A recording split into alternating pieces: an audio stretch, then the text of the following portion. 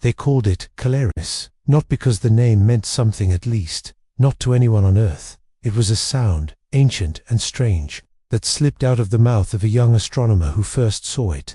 She said the name came to her in a dream, the night before the telescope recorded the impossible, a mass so vast it warped the light around it, blazing silently through the cosmos at a velocity that broke every known model.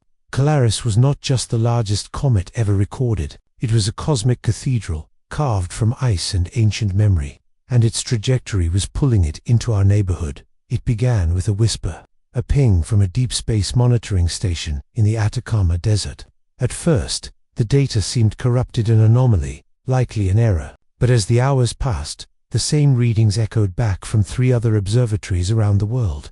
Its course stretched nearly 300 kilometers across, and the tail, my God, the tail was over 20 million kilometers long, a silver river trailing through the void, like the breath of creation itself. As news spread through the astronomy community, disbelief gave way to fevered excitement. Comets are cosmic nomads, fragments of the original disk that birthed our solar system. They are messengers of the past, icy archives of everything we once were. But Kalaris was something else, something older, something no one could explain. The team at Skybound Minds got exclusive access to the control center of the orbital telescope, LUX-14, which had been hastily reoriented to track Kalaris. The images were ... poetic, shards of iridescent ice, layered like crystal feathers, an electromagnetic signature that pulsed, not chaotically, but rhythmically like a heart. If you've made it this far, don't forget to subscribe. This isn't just science, this is a journey that will change the way you look at the sky. In the weeks that followed, the world held its breath. Kalaris wasn't just big, it was changing. Every few days, its trajectory shifted by fractional degrees, small enough to be dismissed at first, but consistent, as if responding to something, or navigating.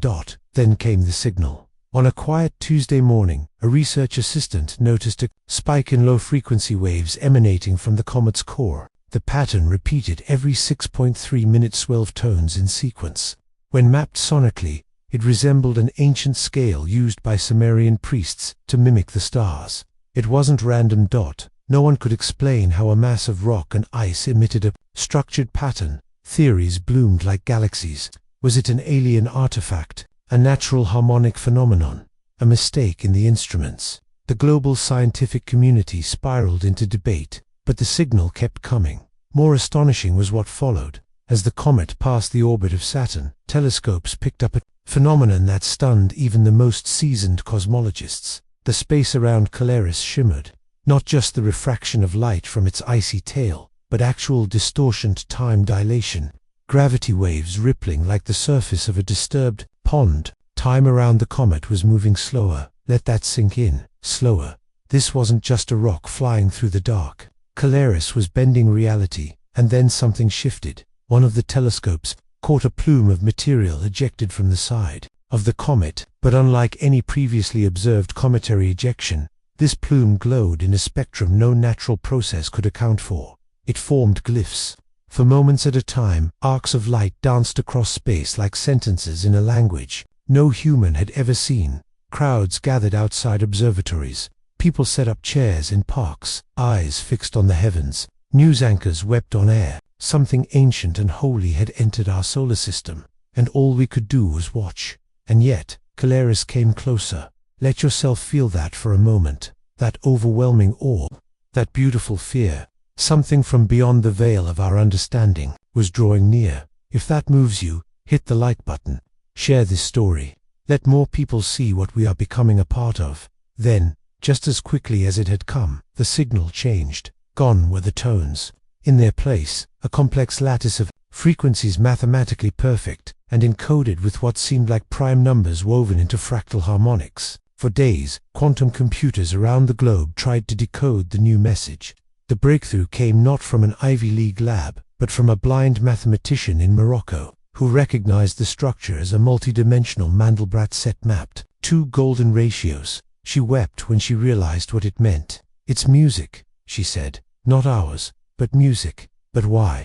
Kalaris, nearing the orbit of Jupiter, began to rotate, slowly at first, then with increasing speed, until its full shape became visible. A spiral.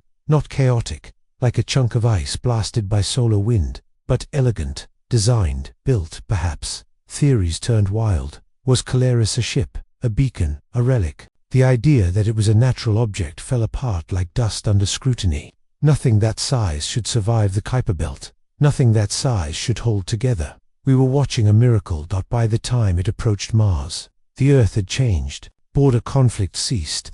People met in public squares to stare skyward. There was a sense not of danger but of invitation. Kalaris wasn't threatening. It was calling. And then, the dreams began.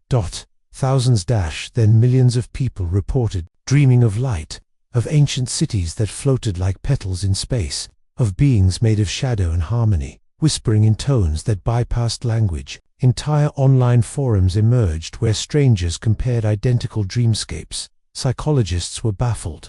Neuroscientists were speechless. Something was waking us up. The UN convened a special session. Space agencies collaborated like never before. A probe was launched toward Kalaris equipped with high-speed imaging, particle analysis, and an encoded message from humanity. It never made contact.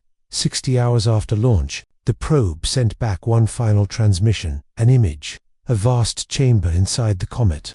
Walls made not of ice, but of crystal filaments humming with violet light, and at the center, a single, perfectly still sphere. Then silence. We never heard from the probe again. Some said it was destroyed. Others, that it was received. Kalaris began to slow, and on the first day of the new year, it stopped, hovering in space just beyond the orbit of Mars, motionless against the stars. Its tail, now a shimmering halo, its body turned gently to Earth.